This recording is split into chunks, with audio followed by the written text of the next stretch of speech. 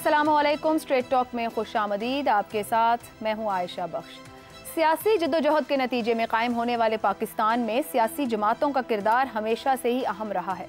1956 का आइन हो या फिर 1973 का, बुनियादी इंसानी हुकूक से मुताल्लिक कानून साजी हो या फिर पार्लिमानी निज़ाम को मजबूत बनाने वाली 13वीं या फिर 18वीं तरमीम, NHC अवार्ड की तकसीम हो, सूबाई खुद मुख्तारी के मसले का हल हो या फिर 2014 के बाद दहशतगर्दी के खिलाफ मुत्तहिद होकर जंग करने का अज़्म, सियासी जमातों ने अपने किरदार से साबित किया है कि वो आपस के सियासी इख्तिलाफात के बावजूद बहुत से अहम कौमी इशूज़ पर पार्टी मफादात से बालातर होकर फैसले कर सकती हैं। सियासी जमातों की अहमियत के पेश नज़र ही पाकिस्तान के फौजी हुक्मरानों को भी अपने इख्तिदार के लिए सियासी जमातों पर ही निसार करना पड़ा। अयूब खान की कन्वेंशन मुस्लिम लीग, जनरल ज़िया की सरकारी मुस्लिम लीग और परवेज़ मुशर्रफ की मुस्लिम लीग काफ इसकी मिसालें हैं। पाकिस्तान में जमहूरियत के लिए भी सियासी जमातों की जिद्दोजहद किसी से पोशीदा नहीं। अयूबी आमरीत के खिलाफ मुत्तहिदा अपोजिशन की मुजाहिमत, जनरल ज़िया के खिलाफ MRD की तहरीक हो या फिर मुशर्रफ के खिलाफ पहले ARD और फिर वकला तहरीक, सियासी जमातों ने यह साबित किया कि पाकिस्तान के निज़ाम को मुस्तकिल आमिराना बुनियादों पर नहीं चलाया जा सकता है। सियासी जमातों के इन मुस्बत पहलुओं के साथ साथ बाज़ हक़ाइक़ ऐसे भी हैं जो सियासी जमातों के किरदार पर बड़े सवालात खड़े करते हैं। इख्तिदार और वक्ती मफाद के लिए समझौते कर लेना, सियासी जमातों में मेरिट की बजाय ख़ानदान और ज़ाती वफादारों को अहम ओहदे देना, पार्टी में मुतवस्सत तबके के अफराद ख़ास तौर पर नौजवानों को मौके न देना, सियासी मुखालिफिन के खिलाफ झूठे और मनगढ़ंत इल्ज़ामात लगाना, अपने इख्तिदार और सियासी मुखालिफिन को दबाने के लिए इदारों की हिमायत हासिल करने की कोशिश, पुलिस, तालीम, सेहत, बल्दियाती इदारों को फ़ाल ना होने देना भी सियासी जमातों की खुदगर्जी ज़ाहिर करता है। अब 8 फरवरी के इंतखाबात को 2 माह से भी कम का अरसा रह गया है। क्या मुल्क की बड़ी सियासी जमातें अपने मंशूर में पाकिस्तान के बड़े मसाइल के हल के लिए ठोस और जामे मंसूबे दे रही हैं? इस वक्त 35 साल और इससे कम उम्र नौजवान कुल रजिस्टर्ड वोटर का 45% हैं, लेकिन 2018 में मुल्क की 10 बड़ी सियासी जमातों में उम्मीदवारों के एतबार से इनकी मजमूई नुमाइंदगी महज 19% थी। गुज़श्ता इंतखाबात में नौजवानों की जमात कहलाने वाली PTI ने 16%, पीपल्स पार्टी ने 17% और मुस्लिम लीग नून ने सिर्फ 13% नौजवान उम्मीदवारों को टिकट दिया। क्या सियासी जमातें अगले साल पाकिस्तान की 16वीं कौमी असम्बली के इंतखाबात से पहले इन मसाइल को अपने प्रोग्राम का हिस्सा बनाएंगी या फिर 21वीं सदी में होने वाले 5वें आम इंतखाबात में 20वीं सदी के दिल फरेब नारों, खोखले वादों और झूठे दावों की बुनियाद पर ही लड़े जाएंगे? इसी पर गुफ्तगू करेंगे और सियासी जमातों की तरजीहात और डायरेक्शन पर गुफ्तगू रहेगी। पैनल में हमारे साथ हैं शहजाद चौधरी, जैगम खान, इफ्तिखार अहमद और मुनीब फारूक साहब। आप चारों का बहुत शुक्रिया। प्रोग्राम का पहला सवाल, पाकिस्तान की सियासी जमातें क्या 21वीं सदी के सियासी, माशी, समाजी चैलेंजेस से निमटने के लिए जदीद तकाज़ों को समझ पा रही हैं? जैगम खान साहब, मैं ऊपर वोटर्स की बात कर रही थी। 45% से ज़ायद 35 साल से कम का नौजवान है जो वोटर है इस वक्त। ये जो यूथ बल्ज है, बड़ी सियासी जमातें इस चैलेंज को समझ पा रही हैं, 21वीं सदी के तकाज़ों से निमटने को तैयार हैं, मंशूर है उनके पास? गालिब ने कहा था कि जानता हूँ सवाब तात और ज़ुहद पर तबीयत उधर नहीं आती। इन्हें बहुत अच्छी तरह मालूम है कि सियासी, समाजी और माशी तरक्की कैसे होती है। कोई राज नहीं है, दुनिया पूरी बताने वाली है। बैनुल अक़वामी इदारे कागज़ पर कागज़ छाप रहे हैं। इनकी टीमों में पढ़े लिखे लोग मौजूद हैं। मसला ये है कि तरक्की, समाजी और माशी और सियासी तरक्की स्टेटस को की मौत होती है और वो इनको वारे नहीं खाता। वो क्रिएटिव डिस्ट्रक्शन जो पाकिस्तान में बेहतरी की वजह से होगी वो इनको वारे नहीं खाती।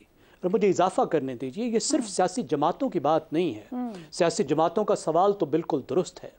ये पाकिस्तान की अलीट का, पावर अलीट का मसला है, जिसमें सियासी अशराफिया के साथ आपकी रियासती अशराफिया जो तनख्वाहदार लोग हैं और मुल्क चलाते हैं, और उसके साथ साथ आपकी इंडस्ट्रियल क्लास जो क्रोनी कैपिटलिस्ट क्लास है, हुकूमत के साथ मिलकर माल बना रही है। इन सब का मसला है। आप मुझे बताइए, क्या सियासी जमातों को ये मालूम नहीं है कि दुनिया भर में सियासी जमातें कैसी होती हैं? सियासी जमातें तो कई सदियों से चल रही हैं। इन्हें पता नहीं है बरतानिया की सियासी जमातें कैसी हैं, दूसरे जमहूरी मुल्कों की सियासी जमातें कैसी हैं, सियासी जमातों की अंदरूनी जमहूरियत क्या होती है, सियासी जमातियों के लिए कितना अहम है कि वो अपनी जड़ें नीचे अवाम तक लेकर जाएं, कितना ज़रूरी है मुल्क में कि लोकल गवर्नमेंट भी हो ताकि नीचे से लीडरशिप आए। लेकिन अगर ऐसा होगा तो फिर डायनेस्टी का क्या बनेगा? फिर विरासत का क्या बनेगा? फिर भाइयों, भतीजों और समधियों का क्या बनेगा? फिर तो एक जनरेशन के बाद उससे पहले ही नई लीडरशिप आ जाएगी, तो उसकी नीयत नहीं है। अब आप माशी मैदान को देखिए कि क्या असद उमर, शौकत तरीन और इसहाक डार को मालूम नहीं था कि कौन से इकदाम की ज़रूरत है पाकिस्तान को बदतरीन बहरान से निकालने के लिए? तरक्की को छोड़ दीजिए, बड़े एजेंडा और रिफॉर्म को छोड़ दीजिए। सामने ट्रेन आ रही थी, सारी दुनिया चिल्ला रही थी, पाकिस्तान का हर मईशतदान चिल्ला रहा था, असद उमर के सामने भी, शौकत तरीन के सामने भी, इसहाक डार के सामने भी, सही कि ट्रेन आ रही है, ट्रेन आ रही है, कुचले जाएंगे। लेकिन वो तैयार नहीं थे और कुचले गए, इसलिए कि सियासी मफादात थे। क्या इनको पता नहीं है कि शुगर इंडस्ट्री जो है ये तो 18वीं सदी की सनत है? गुड़ बनाने में और चीनी बनाने में फ़र्क ही क्या है? पाकिस्तान को नई सनतों की ज़रूरत है। हमें जो हमारा सरमाया है, वसाइल है, उस तरफ लेकर जाने की ज़रूरत है जहां हम दुनिया से compete कर सकें। सही। आप एक ऐसी फसल में सरमाया झोंक रहे हैं जो पाकिस्तान की ज़राअत को वारे नहीं खाती, ऐसी इंडस्ट्री में सरमाया झोंक रहे हैं जो पाकिस्तान की सनत को वारे नहीं खाता, लेकिन अशराफिया को तो वारे खाता था ना जी। सही अब आप समाजी मैदान को देख लीजिए। क्या इनको पता नहीं है कि अगर तालीम नहीं दी जाएगी तो ना माशी तरक्की होगी, ना सियासी तरक्की होगी, हम दुनिया में असफल साफिलीन बन जाएंगे। 2.5 करोड़ बच्चों सड़कों पे फिरते उनको नज़र नहीं आते कि इनको पढ़ाना है। इनको आधा पाकिस्तान जो है वो अनपढ़ नज़र नहीं आता, जो किसी इंडस्ट्री में भी काम करने के काबिल नहीं है। लेकिन ऐसा ये चाहते नहीं। ठीक है, ये नियतों का फतूर है, चाहते नहीं है। एक जमात 21वीं सदी में गई है, आखिरी बात जी, एक जमात 21वीं सदी में गई है तो 21वीं सदी के बदतरीन औसाफ लेकर बैठी है। हाँ। बाकी सब जमातें 20वीं सदी में बैठी हैं और 20वीं सदी की सियासत के बदतरीन औसाफ लेकर बैठी हैं। मतलब लेना तो है तो बदतर ही नहीं लेना है। पता आप ये कह रहे हैं कि इनको सब कुछ है कि क्या है और क्या तकाजे हैं। इफ्तिखार साहब, मैं आपकी जानिब आऊँ, सियासतदानों का या सियासी जमातों का जवाज़ तो जायज़ है कि जमहूरी निज़ाम को पाकिस्तान में चलने नहीं दिया जाता है, मगर जमहूरी बुनियादों पर अपनी जमातों के अंदर इंट्रा पार्टी इंतखाबात हो, मुतवस्सित तबकात के लोगों को टैक्स देना हो या अहम ओहदे मेरिट पर देने हो, वहाँ तो कोई नहीं रोकता, या वहाँ भी इनको प्रॉब्लम्स रहते हैं? टिकट देने हो वहाँ भी मसाइल रहते हैं। देखिए, बुनियादी बात वही है जो को मानने को तैयार नहीं है। पाकिस्तान के बालिग शहरियों को चाहिए कि वो किसी न किसी सियासी पार्टी की बाकायदा मेंबरशिप लें, और सियासी पार्टियों को भी चाहिए कि यूनियन कौंसिल को एक बुनियादी यूनिट समझकर पाकिस्तान की तमाम यूनियन कौंसिल में अपने दफातर कायम करें, और दफातर में वहाँ पे मुंतखब लोग हों, 100, 125, 200, 250 जितना भी वहाँ पे मेंबर उनको मिल सकता है, वो आपस में बैठें और इंतखाब कर लें। इसका फ़ायदा ये होगा कि ये जो हम यूथ की बात कर रहे हैं, एक तो इनको बहुत अच्छी नुमाइंदगी मिल जाएगी, और फिर दूसरा है कि इनकी तरबियत भी होगी। अब हमारी तरबियत जो हुई थी वो यूनिवर्सिटियों में और कॉलेजेस में हुई थी। अगर आप 68, 69, 70 ऑनवर्ड्स की सारी जद्दोजहद देखें दुनिया भर में, वियतनाम की वॉर के बाद, तो वो कॉलेजों यूनिवर्सिटियों के लोग थे। हमने वो भी बंद कर दिया। हमने कहा कि ये गलत है, कत्ल हो जाते हैं, तो कत्ल हो जाते तो हम अब ये मामले बंद कर दें। वो तरबियत जो थी वो भी ख़त्म होगी। अब तरबियत हमने कहाँ से शुरू करनी है? इस सारे मामलात को हल करने के लिए वो यूनियन कौंसिल से शुरू हो, तहसील तक जाएं, डिस्ट्रिक्ट तक जाएं, और वही तरीक़ाकार इस्तेमाल करें सियासी पार्टियाँ अपने अंदर भी क़यादत का इंतखाब करने के लिए कि वहाँ से जो लोग इलेक्ट होकर आएँ वो आके फिर आगे पता है कलामी की माजरत, आज हम 21वीं सदी की जब बात करते हैं तो जितना कम्युनिकेशन हो रहा है, ये लिंक कर रहे हैं एक दूसरे के साथ तमाम लोग ही, वो सोशल मीडिया के जरिए हो रहा है, सोशल मीडिया ऐप्स के जरिए हो रहा है। सियासी जमातें खुद शायद ग्राउंड पर अपने लोगों के साथ उस तरीके से इंटरेक्ट नहीं कर रही, फिजिकल मामलात नहीं रह गए जितना एक ग्रुप्स बनाए और उसके जरिए मैसेजेस करके चीज़ें, तो क्या ये मौसर रहेगा? ग्रुप्स वाली बात किसी हद तक तो मौसर रहेगी, लेकिन वो इतनी इफेक्टिव नहीं होगी। जब भी हम लोग इकट्ठे होकर बैठते हैं, अपने मसाइल के बात करते हैं, उसका हल ढूंढते हैं, हल तजवीज़ करते हैं, तो वो एक इंटरेक्शन बड़ा इंपॉर्टेंट है इंसानों के बामी। वरना तो फिर पार्लियामेंट भी ना रखें, अपना ये मोबाइल से बात कर लिया करें, पार्लियामेंट को बिल्डिंग को किसी जगह पे शॉपिंग सेंटर वहाँ पे बना दें, अच्छा पैसे मिल जाएंगे। सवाल ये पैदा होता है कि जो सवाल आपका है वो बड़ा बुनियादी सवाल है, और उसी में हमारे सारे मसाइल का हल भी है। जब आप ये कर लेंगे तो फिर वो मेरा मसला कि मुझे चाहिए मुकामी हुकूमतें। जब इन हालात में जब हमारे 8-9 हज़ार यूनियन कौंसिल्स के अंदर लोग सियासी पार्टियों से वाबस्तगी का इजहार करेंगे तो ये तादाद लाखों में हो जाएगी, और ये जो वरासती सियासत है ये वहाँ से दफन होनी शुरू होगी। अब वन गो में वरासती सियासत को हम ख़त्म नहीं कर सके पूरे इस खिते के अंदर, वेदर से बांग्लादेश और वेदर से इंडिया और वेदर से श्रीलंका और खाई पाकिस्तान। सर, कतर कलामी की माजरत, जब आप खुद कह रहे हैं कि जब ये हो जाएगा तो फिर वो विरासती सियासत, तो फिर वो शायद इसीलिए नहीं कराते कि जो उनकी लीडरशिप को थ्रेट है वो इस तरफ बढ़ते ही नहीं है। आपके सवाल से मैं इत्तेफाक करता हूँ, जो सियासी लोग हैं उनके साथ मेरी अच्छी वाकफियत है इस मामले पे। वो पसंद नहीं करते, वो मुझसे कहते हैं कि इफ्तिखार आप हमारी ताकत को छीनना चाहते हैं, ये उनका खौफ उनके ज़हनों में है, इसे मैं आपसे शेयर कर रहा हूँ। लेकिन रास्ता कोई नहीं है। अब मैं आपको बता दूँ, ये मौजूदा जो इंतखाबी अमल है ये अब प्रोड्यूस नहीं करेगा, ये नौजवानों के लिए कुछ नहीं है। नौजवानों के लिए खेलों के मैदान खाली पड़े हैं, आप देखें खेलों के मैदान खाली पड़े हैं। हम उन नौजवानों के लिए लाइब्रेरियाँ नहीं बना सकते, खेलों के मैदान नहीं दे सकते, उनको कोई ऐसा फ़न हुनर नहीं सिखा सकते कि वो अपनी डिग्रियां लेके 30-30 हज़ार रुपए की नौकरी के लिए धक्के न खाएं। तो ये एक प्लानिंग और मनसूबाबंदी की ज़रूरत है या नहीं है? उसमें ये बात बिल्कुल सही कही दोस्त ने, ये सियासी पार्टियां जानती हैं इन मसाइल को और उनका हल भी वो समझती हैं कि मुमकिन है, लेकिन हल न करके वो यही कोशिश कर रही हैं कि उनका जो कंट्रोल है पाकिस्तान की सियासत पे, माशियात पे, वो मुकम्मल रहे। ठीक है शहजाद साहब, कमिंग टू यू, ये जो अभी हम बात कर रहे हैं कि सियासी जमातें जो हैं इनको लोगों तक जाना है और उस मकामी निज़ाम हुकूमत को खड़ा करना है जो मसाइल के हल की तरफ लेकर जाएगा, और इस पे भी एग्रीड है कि ये इनको पता है मसाइल क्या हैं और आज के तकाजे क्या हैं, मगर ये उस जानिब बढ़ते नहीं हैं, तो फिर इनको बढ़ाया कैसे जाए? सर, ये सब ने कह दिया कि नीयतों के मसाइल हैं, हल क्या है फिर इसमें से निकलने का? अच्छा देखिए, सबसे पहली बात तो ये समझने की ज़रूरत है इनको, पहले हम सियासत के तौर पे सियासत की बात करते हैं, क्योंकि आपका सवाल सियासत से मुतल्लिक है कि सियासत का सबसे मकबूल नारा क्या है? ताकत का सरचश्मा अवाम है। ताकत का सरचश्मा अवाम है, और अवाम वाला जो सरचश्मा है वो काफ़ी सालों से, बल्कि दहाइयों से सूख चुका है मुकम्मल तौर पर। आपने मार के रख दिया अवाम को, आम आदमी को, आम आदमी मार के रख दिया, यानी उसमें से कुछ भी नहीं फूट रहा। आप सिर्फ ये अंदाज़ा लगाइए कि अगर हम 10 साल पहले ये क्लेम करते थे कि हमारी जो गरीबी की सतह है वो सिर्फ 25 से 28% है, कोई 25 कहता था, कोई 30 कहता था, अब वो बढ़ के 40% से ऊपर जा चुकी है। यानी तकरीबन कुछ अरसे बाद अगर यही हालात रहे तो 50% पाकिस्तान दुनिया का जो गरीब तरीन सतह होती है सर्वाइव करने की, एग्जिस्ट करने की, उससे भी नीचे गिर चुका होगा। तो जब आपकी जो सरचश्मा है उसको आपने बिल्कुल सुखा के रख दिया, तो आप किस बलबूते पे ताकत का हसूल चाहते हैं? एक बात तो ये होगी। दूसरी बात, हमारे यहाँ सियासी ताकत है क्या? ताकत का हसूल। उस ताकत के हसूल को, ताकत लेने के बाद कुछ करना भी होता है उसके साथ। सिर्फ ये नहीं कि हसूल लेके मैंने उस पर तख्त पे बैठ जाना, कुछ काम करने हैं जिसका कि आइन में और मजबूरियों में और बाकी चीज़ों में और हमारी जिम्मेदारियों में और फराइज में जिक्र किया गया। सही। वो उस तरफ कोई चलता नहीं है, कोई नहीं जाता। मईशत की बात कर लें, जो मईशत का हाल है, आपकी अपनी इस वक्त का जो इंटरिम फाइनेंस मिनिस्टर है उसने कहा अनसस्टेनेबल, यानी ये कायम नहीं रह सकती मईशत इस तर्ज के साथ, इस कर्ज की बुनियाद पे जिस पे हम इस मईशत को चला रहे हैं।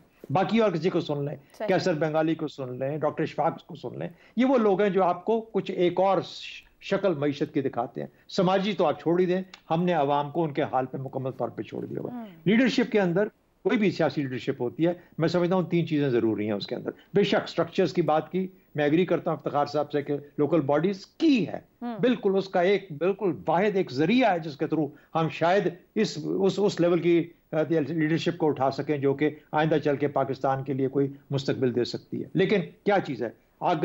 आगही तो तब होगी अगर मैं बिलोंग करूंगा उस लेवल को, उस स्ट्रेटा को, उन माशरे के उन तबकों को। अगर मैं वहां से उठा ही नहीं तो मुझे आगही क्या है उनके मसाइल की? ये मेरा मसला है, मेरी सियासत का इस वक्त सबसे बड़ा। दूसरी बात, काबिलियत। क्या मेरे अंदर काबिलियत है? और काबिलियत वाले लोग हैं, ज़ाहिम साहब ने दुरुस्त कहा। लेकिन फिर सबसे बड़ा सवाल आ जाता है नीयत का। तो अगर मुझे आगही नहीं है या काबिलियत में भी मसाइल हैं और तीसरी मेरी नीयत भी ठीक नहीं है, बावजूद मुख्तलिफ चीज़ों के, चाहे वो इशराफिया का मसला है, चाहे जिसका भी है, तो फिर हम अपने मसाइल को कैसे बेहतर कर सकते हैं? सियासी पार्टियों को अपनी बका के लिए, अपने निज़ाम की बका के लिए चाहिए कि इन मामलों पर फोकस करें। सियासी जमातें फोकस करें क्योंकि उनकी सियासी बका के लिए भी जरूरी। मुनीफ साहब, ये मुर्गी पहले आई या अंडा वाली जो बहस है हमारे यहाँ के, सियासी जमातें कहती हैं आमराना और हाइब्रिड निज़ाम उन्हें नहीं सर्वाइव करने देता, और यहाँ फिर गुफ्तगू होती है सियासी जमातों की अपनी नाअहली और मफाद परस्ती की। तो क्या तरीका है कि आगे बढ़ा जा सकता है आज 21वीं सदी के तकाज़ों के मुताबिक? बहुत शुक्रिया। मेरे ख्याल में सब ने, मेरे सीनियर्स ने सारी बड़ी अच्छी बातें की हैं। मैं तो सिर्फ आज तक एक सवाल, बैसियत एक बिल्कुल एक आम से पाकिस्तानी के, मैं एक सवाल का जवाब हमेशा ढूंढता रहा हूँ, और वो शायद बहुत से लोगों को पता चल भी जाता है दुनिया के अंदर, जिन्हें हम महज़ब माशरे कहते हैं।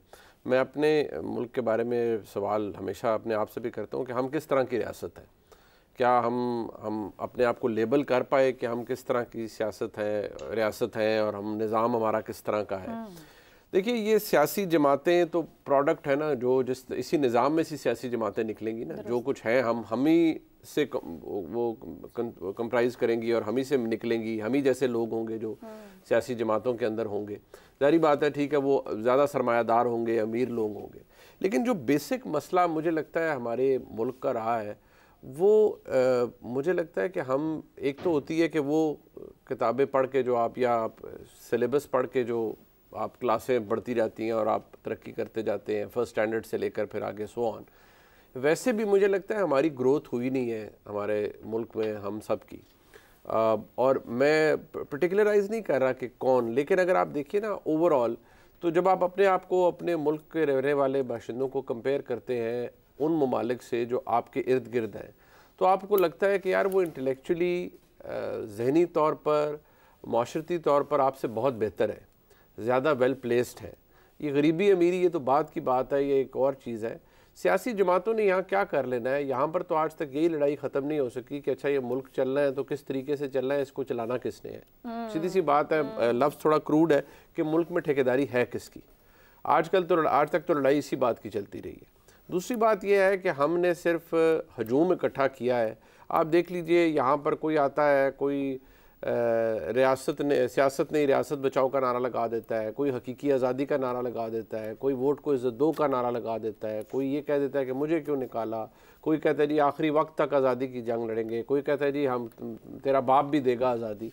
तो मसला ये है कि जहाँ पर आपकी मुल्क में सियासी जमातें, ये जितने मैंने नारे लगाए हैं, ये मैंने कलामी की माजी जो आपने नारे लगाए हैं, क्या हम इसे ग्रोथ कहेंगे या सिर्फ एक अपने आप को सेल आउट करने के लिए एक नारा है? ये ग्रोथ नहीं है। फिर देखिए मेरे ख्याल में कम से कम मुझे ये पता है कि शायद शहजाद चौधरी साहब ने तो वो पढ़ रखी हो, ज़ैगम खान साहब ने भी पढ़ रखी हो, वो मुझे किसी ने कोट किया और ये बात दुरुस्त है कि जब Tony Blair was elected as the prime minister of the United Kingdom, तो उनकी, he wrote somewhere perhaps his biography, वो बात ये थी कि वो, उसका क्रक्स ये था कि वो ही सेड कि मुझे, I was only taught how to seek power, I was never told how to govern.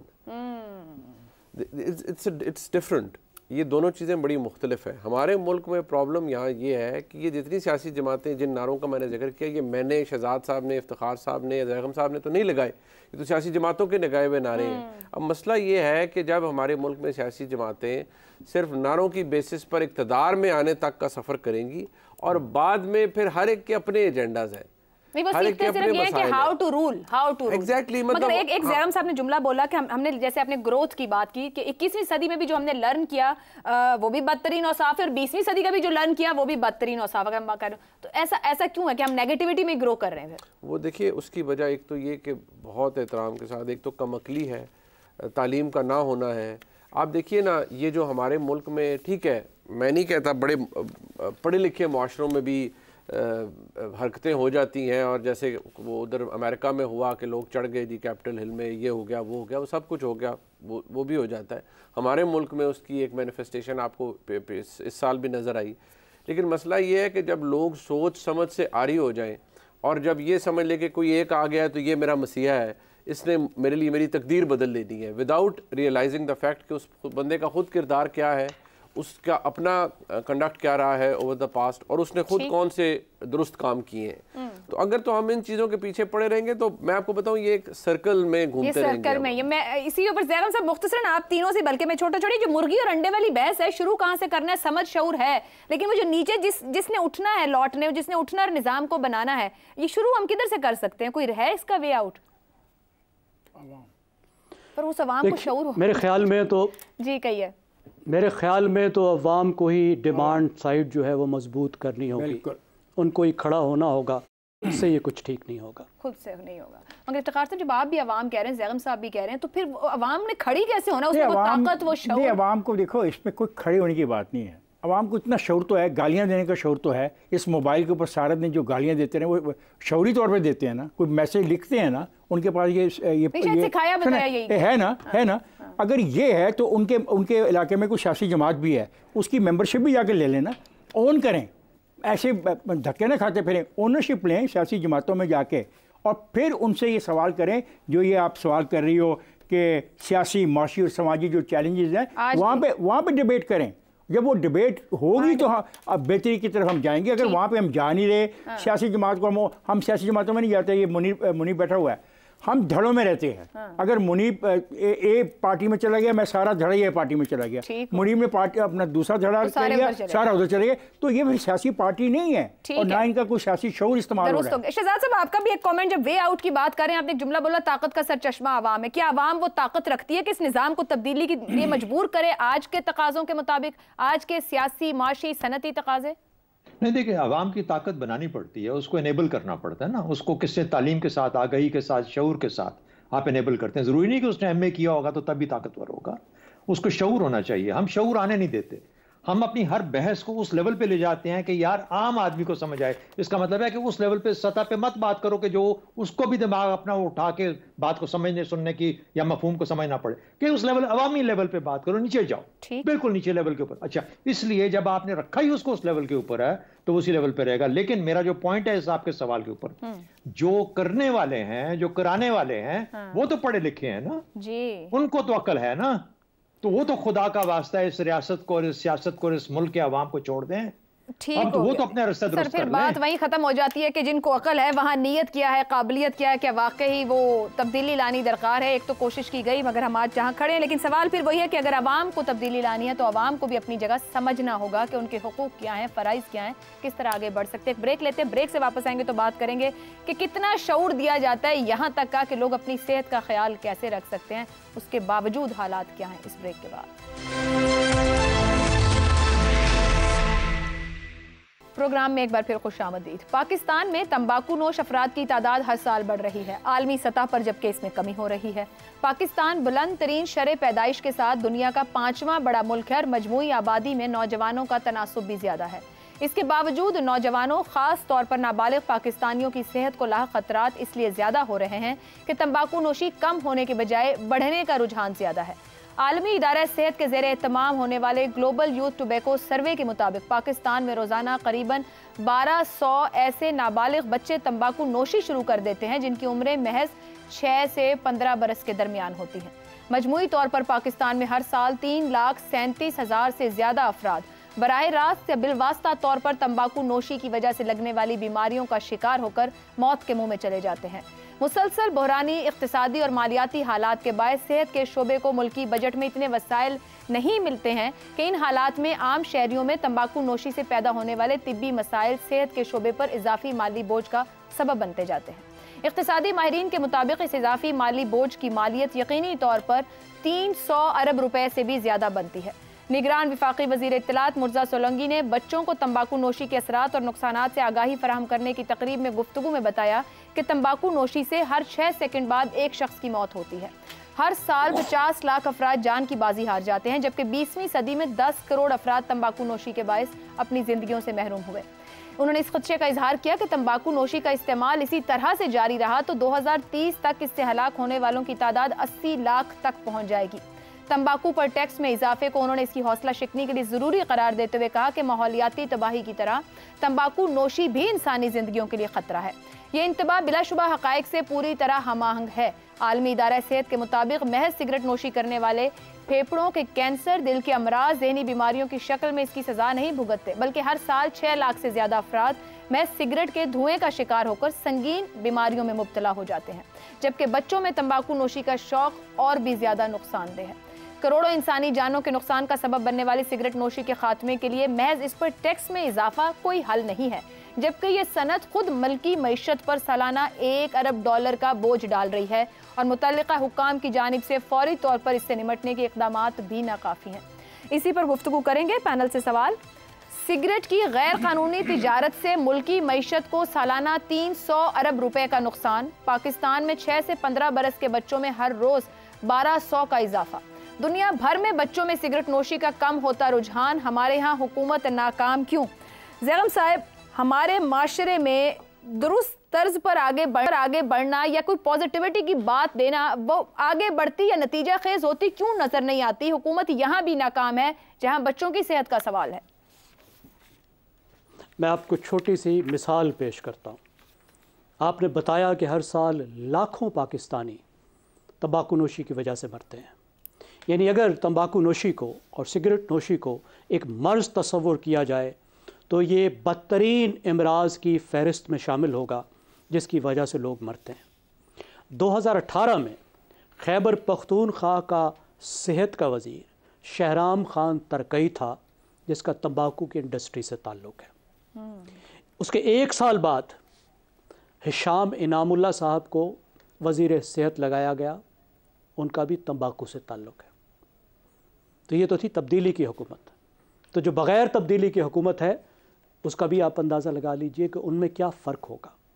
जो तंबाकू के ख़िलाफ़ काम करने वाले जो एक्टिविस्ट हैं, जो तंजीमें हैं, वो जब कहानियाँ सुनाती हैं आपको कि किस तरीके से तंबाकू इंडस्ट्री का पाकिस्तान के पार्लियामेंटेरियन पर असर है, इसलिए कि उनकी जेबें कितनी गहरी हैं, वो क्या कुछ दे सकते हैं, उसको सुनकर भी आपके रोंगटे खड़े हो जाते हैं कि उनको जिद्दोजहद करने में, अपना पैगाम पहुंचाने में, तंबाकू के बारे में पाकिस्तान की पॉलिसी को तब्दील कराने में कितनी मुश्किलात पेश आती हैं। अब सिगरेट की स्मगलिंग तो एक मामला है, और ये स्मगलिंग ऐसे तो नहीं होती, इससे भी कोई कमा रहा है। कोई बेरहम लोग हैं जो करोड़ों रुपए कमा रहे हैं पाकिस्तानियों की सेहत पर। फिर जो सिगरेट जहाँ प्रोड्यूस किए जाते हैं, सबसे पहले तो इस क्रॉप पर कोई टैक्स नहीं है। फिर जब सिगरेट प्रोड्यूस किए जाते हैं तो हुकूमत को कुछ और बताया जाता है, लेकिन जो प्रोडक्शन का लेवल है वो बिल्कुल कुछ और होता है, क्योंकि सिगरेट को जब बेचा जाता है तो टैक्स अदा किए बगैर उस पर मुनाफा कमाया जाता है। और जो हिस्सा एक छोटा हिस्सा सिगरेट बनाने वालों का, यानी अपनी जो वो सिगरेट मैन्युफैक्चर करते हैं उसके जिस छोटे हिस्से पर टैक्स देते हैं, सही, वो भी दुनिया में कम तरीन है। यानी अगर दुनिया में 70% है तो पाकिस्तान में 45% है। मसला वही लार्जर है कि अवाम की, गरीब लोगों की सेहत से, बच्चों की बेहतरी से किसी को कोई दिलचस्पी नहीं है। आप ज़रा देखिए कि बरतानिया में अगर कोई बच्चा, पहले तो वहाँ हर दुकान सिगरेट बेच नहीं सकती, सिगरेट ख़ास जगह पे बेची जाती है, तंबाकू के बेचने का लाइसेंस होता है। बच्चा अगर कोई जाके करे तो वो उनके लाजिम होता है कि वो पुलिस को रिपोर्ट करते हैं, वो पुलिस उस बच्चे को लेकर जाती है, उसके वालदैन को बुलाती है, एक कानूनी अमल होता है। उनको बच्चे इतने प्यारे हैं, अवाम की सेहत इतनी प्यारी है कि उनका बुनियादी मसला, हमारे यहाँ तो फिर बच्चों को ही भेजा जाता है सिगरेट खरीद के लाए ना। फिर वही मामला है कि शऊर ही नहीं है, वो तरबियत ही नहीं है, जिम्मेदार ही नहीं है कोई भी। आप दुरुस्त फरमा रही हैं आप। हमारे यहाँ अवाम, क्योंकि उनको भी शऊर नहीं दिया जा रहा। ठीक है। और बुनियादी इनका मसला ये है, वहाँ टैक्स इस वजह से नहीं लिया जाता कि हुकूमतें टैक्स कमाना चाहती हैं, वहाँ टैक्स इस वजह से लिया जाता है कि वो इतना महंगा बनाना चाहती हैं सिगरेट को कि कोई खरीदे ना। सिगरेट को ये रोकने का तरीका है। तो हमें इस बात पे जीरो इन करना होगा, फोकस करना होगा कि हम सिगरेट की लानत को पाकिस्तान में कम से कम करें। कम से कम कैसे होगा शहजाद साहब? देखिए, सिगरेट की गैर कानूनी तिजारत से जो नुकसान है पाकिस्तान की मईशत को, सालाना $1 अरब और 300 अरब पाकिस्तानी है, ये गैर कानूनी तिजारत है। IMF की स्टैंड बाय अरेंजमेंट जिसके लिए पूरा मुल्क टांग दिया गया, आम आदमी की जेब में हाथ है, वो $7 अरब चाहिए थे हमें। तो ये हम अपनी खराबियां और ये चीजें ठीक नहीं कर सकते कि दोनों तरफ से फायदा हो जाए हमें? आयशा, इसका सबसे बड़ी जो है ना कॉन्ट्रडिक्शन, इसके अंदर जो जो जो जो इख्तलाफ नजर आता है वो ये है कि ये जितना, पता नहीं सोलंकी साहब ने जो तकरीर की है ये उर्दू में की थी या अंग्रेजी में, वरना समाजी मामलात, चाहे वो सेहत के बारे में है, चाहे क्लाइमेट चेंज के बारे में है, चाहे स्मोकिंग सिगरेट के बारे में है, सब के सब एनजीओ फंडेड बाहर की पार्टीज आके करवाती हैं और वो अंग्रेजी में किए जाते हैं। यहाँ का जो 90-95% बच्चा है, जो लोग हैं जिनको असरात हैं, वो शायद अंग्रेजी जुबान समझता नहीं है। हमारा मसला यह है कि हम कश्मीर और फलस्तीन पे जब बात करते हैं तो हमेशा उर्दू में करते हैं, अंग्रेजी में नहीं करते, कि खुदा न खास्ता बाहर कोई समझ ना जाए कि हम किस किस्म के नारे लगा रहे हैं। अपने ही लोगों को बेवकूफ़ बना रहे हैं, अपने ही लोगों को। तो जहां पर आपकी नीयत में फुकदान हो, उस वक्त आपकी जुबान का जो कलाम का अंदाज है वो बदल जाता है, वो अंदाज बदल जाता है। अंग्रेजी में बात करना हम ज्यादा पसंद करते हैं। एक तो ये बात होगी। दूसरी बात, इसलिए ये पैगाम कहीं जाता नहीं है, इसलिए कि सबक कोई सिखा नहीं जाता। दूसरी बात, ये जो अभी पिछले बजट पास हुआ, इसके अंदर आपको पता है कि हुकूमत ने जो बजट प्रपोजल दिया उसके अंदर सिगरेट के ऊपर एक बेइंतहा बड़ी ड्यूटी और टैरिफ लगाया गया। और फिर आपको पता है कि जब तक वो कट मोशन जब आए और उसके बाद जो बजट पास हुआ उसमें सिगरेट के ऊपर जो टैरिफ और ड्यूटी थी उसको किस तरीके से वापस उस सतह पे ले आया गया जहां पर कि एक आम आदमी के पास वो कशी तो 2 लगा सकता है, वो सूटा ते लान दो। ये हमारी पार्लियामेंट में बात हुई है। तीसरी बात, मजे की बात है, और ये चूंकि ज़ागम साहब ज्यादा बात कर चुके, मैं आपको सिर्फ उसमें ऐड कर दूं कि हमारी जितनी जो जो जो जो फैक्ट्रियां हैं जो सिगरेट बनाती हैं पाकिस्तान के अंदर, पाकिस्तानी फैक्ट्रियां, उसका एक गेट पाकिस्तान में है तो जो पिछला गेट है वो अफगानिस्तान में है। तो इसलिए सिगरेट इधर से बनते हैं, इस गेट से माल जाता है, पिछले गेट से बाहर जाता है, फिर वहां से वापस आके और एक नई कीमत के ऊपर आके बाजार में अवेलेबल हो जाता है बगैर किसी चीज के। चलें जी, गैर कानूनी बोझ है जो हमारी मईशत पे, उसको कम करने का रास्ता कोई पार्लियामान को नजर नहीं आता है। एक ब्रेक लेते हैं, ब्रेक से वापस आएंगे तो बात करेंगे आने वाले सालों में हमें कितना ज्यादा नुकसान देगा। इस ब्रेक के बाद आखिरी हिस्से में आपको एक बार फिर खुशामदीद कहेंगे। हम बात कर रहे हैं सिगरेट नोशी का दुनिया में कम होता रुझान, जबकि पाकिस्तान में बढ़ता रुझान। हुकूमत नाकाम क्यों है? मुनीब साहब, कवानीन मौजूद हैं पर अमल दरामद इंतहाई कमज़ोर है। करीबन 30% तंबाकू नोश जो है वो खुलेआम सिगरेट खरीदते हैं, बल्कि बच्चों के हाथ इस मुल्क में सिगरेट मंगवाया जाता है। पाबंदी क्यों नहीं हो सकती? भारत ने ई सिगरेट बनाने पे भी पाबंदी लगा दी, मगर हमारे यहाँ कोई कवानीन नहीं है और ख़तरनाक फिगर्स हैं इस मामले में। देखिए, बुनियादी बात तो वो जो आपने अपने सवाल में भी कह दी कि कानून अगर मौजूद है तो फिर उसकी इन्फोर्समेंट का इशू है। अभी देखिए, रिसेंटली एक छोटी सी मिसाल मैं आपको देता हूँ कि एक बहुत ही अंदोनाक वाक़या हुआ लाहौर में। एक एक्सीडेंट हुआ और जिसमें एक वो कम उम्र ड्राइवर था उस गाड़ी का, जिसके नतीजे में 6 लोग अपनी कीमती जानों से हाथ धो बैठे। अब जैसे ही वो हुआ है तो रियासत, हुकूमत, हर कोई जाग गया और इस वक्त एक ड्राइव चल पड़ी है कि जी फौरी तौर पर हर बंदा जो ड्राइविंग कर सकता है या वो पहले अपना लाइसेंस बनवाए और लाइसेंस होल्डर्स ही करें। क्रैकडाउन गवर्नमेंट ने किया जो अंडर एज ड्राइवर्स हैं उनके खिलाफ, बहुत अच्छी बात है। तो हम मसला ये है कि हम सानहे का वेट करते हैं और फिर हमें होश आता है। मसला वही है, मैं अभी जो पिछले सवाल में भी मैं भी आपको कहूँगा कि हम इतने कहने को तो हम जारी बात है एक न्यूक्लियर स्टेट है, लेकिन हमारा बिहेवियर किसी तरह से भी एक मैच्योर रियासत का नहीं है। हम वो रियासत है जो अपने आप से लड़ती है, जो अपने मुल्क में पहले ये पॉलिसियाँ बनाती है कि जी आपने किसके साथ रह के जंग लड़नी है, फिर वो आपको लगता है वो आपके मुखालिफ है, फिर अपने आप को आप रेंट आउट करते हैं different stages of your age जो आपके मुल्क की है। फिर अब आप ये देखें, ये सिस्टम्स की बात है ना, हमारे मुल्क में सिस्टम्स नहीं है। अब ये पूरी दुनिया में सारे ट्रैवल कर चुके हैं, वो मुल्क हमसे ज़्यादा डिफरेंट क्यों है? क्योंकि वहाँ there are systems in place. यहाँ पर भी आप कर दें, यहाँ करें ना जी, 2-4 लोगों को टांगे सजाएं दें, सील करें, जुर्माने दें, लें करिए। लेकिन अभी आपके सामने ज़ैरब साहब भी तो बात कर रहे थे जिनकी अगर ये गैर कानूनी काम कर रहे हैं तो उनकी एक्सेस तो आपके पार्लियामेंट के अंदर तक है, तो फिर कैसे? देखिए मेरी बात सुने, अभी आपको मैं मिसाल दे देता हूँ कि जो SIFC बनी है, जो रिसेंटली क्रैकडाउन हुआ है डॉलर माफिया के खिलाफ, शुगर कार्टलाइजेशन के खिलाफ होना चाहिए सर। मसला ये है कि ये बिल्कुल बात ज़ागम साहब दुरुस्त फरमा रहे हैं कि जब ये लोग हुकूमतों में बैठे होंगे या they will cozy up to the people in government, तो नेचुरल बात है वो फिर गवर्नमेंट भी क्रैकडाउन उनके ऊपर नहीं कर सकती। लेकिन जब वहाँ पर ऐसे लोग होंगे जिनका कोई स्टेक नहीं होगा और वो इंडिपेंडेंट माइंड के साथ कोई अपनी रियासत का डंडा चलाएंगे, तो फिर जाहिर बात है किसी की दस्तरत नहीं होगी और फिर जो काम कानून के मुताबिक होना चाहिए वो होगा।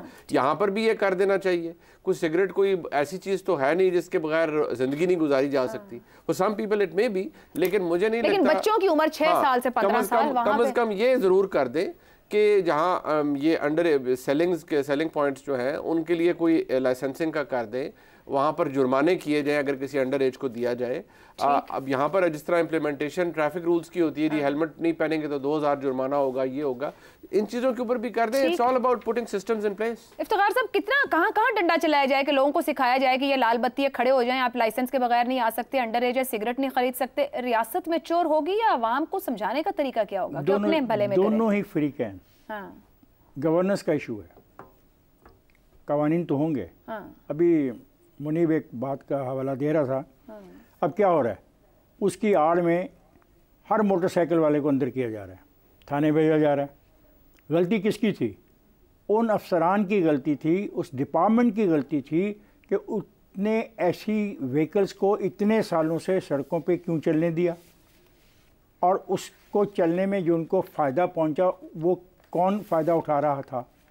आज भी जो लाहौर में एक चीज़ चल रही है, अगर मोटरसाइकिल वाला अंडर एज थाने जा सकता है तो एक व्हीकल है उसको चलाने वाले भी अंडर एज थाने जाने चाहिए। तो फिर जो सवाल आपका उसका आपको जवाब मिल जाएगा कि गवर्नेंस का इशू है।